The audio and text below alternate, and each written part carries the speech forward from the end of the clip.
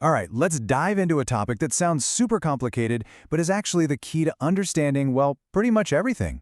It's called axiomatic systems theory.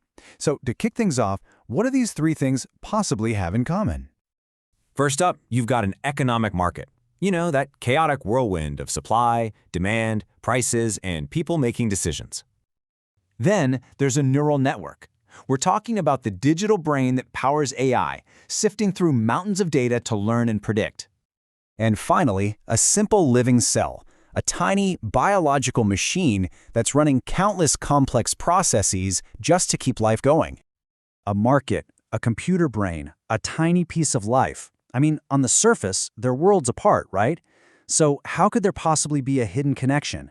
Is there some fundamental rulebook that explains how all of them operate? Well, the answer is a big, surprising yes.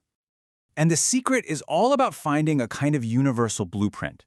It's like discovering a foundational language that lets us see the deep structural similarities between all these wildly different, complex things. And that right there is the heart of what we're talking about today. Okay, so let's just break down the name, piece by piece.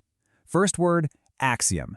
An axiom is just a basic fundamental truth. It's a starting point. You know, like in geometry class when they taught you that the shortest distance between 2 points is a straight line? That's an axiom. You don't prove it, you just accept it and build everything else from there. And the second word is system.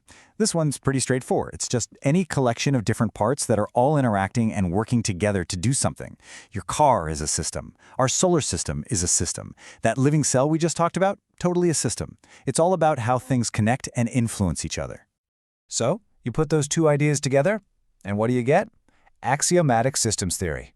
It's the search for those ground-level rules, the axioms that can describe how any system behaves no matter what it's made of.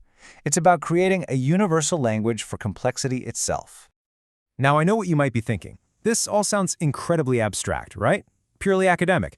But here's the thing, its real-world applications are unbelievably powerful, and they're already shaping the world all around us.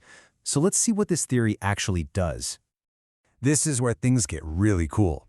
This theory gives engineers a rock-solid foundation to build on. Take a look at sensor placement for reliability. That means, using these core principles, engineers can figure out the absolute perfect place to put a critical sensor on, say, an airplane wing. It's not trial and error, it's a deep understanding of the system's structure. The same ideas help them build power grids that can fix themselves or spot a tiny fault in a network before it becomes a disaster. And it's not just about physical hardware. This thinking is a cornerstone for creating intelligent machines. Look at compositional game theory. Sounds complicated, I know, but all it really means is breaking down enormous strategic puzzles, like how a bunch of self-driving cars should navigate a busy intersection, into smaller, solvable pieces. This axiomatic approach is how we build everything from AI open learners that actually get smarter over time to information networks that are way more secure. But what's maybe most mind-blowing is that this way of thinking goes beyond machines and straight into the messy, beautiful world of biology. It gives us incredible tools to understand life. The theory helps us model things like homeostasis, you know, how your body just automatically keeps your temperature stable no matter what. That's an adaptive system with rules. And with this framework, we can model everything from the dynamics of entire populations to the impossibly complex web of neurons inside our own brains. So you start to see the pattern, right? It doesn't matter if you're talking about steel, silicon, or cells. This theory is like a powerful lens. It lets you look past all the surface-level noise and see the fundamental logic, the underlying principles of how things are organized and how they work. And that really is the theory's greatest power. It gives us a common language.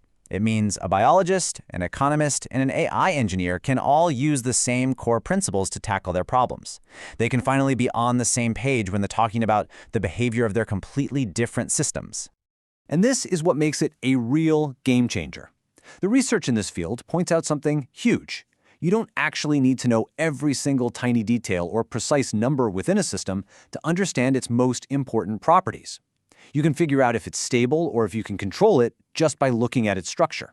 Now, think about how revolutionary that is when you're dealing with huge, complex systems where a lot of the details are uncertain or maybe even impossible to know. It's really a massive shift in how we approach problems. Instead of getting lost in the weeds trying to solve a million different things in a million different ways, we can step back and use this universal blueprint. So it kind of makes you wonder, right? As we get better and better at using these fundamental rules, what kind of future are we going to be able to design? What huge, complex challenges will we finally be able to unlock? Definitely something to think about. Thanks for watching.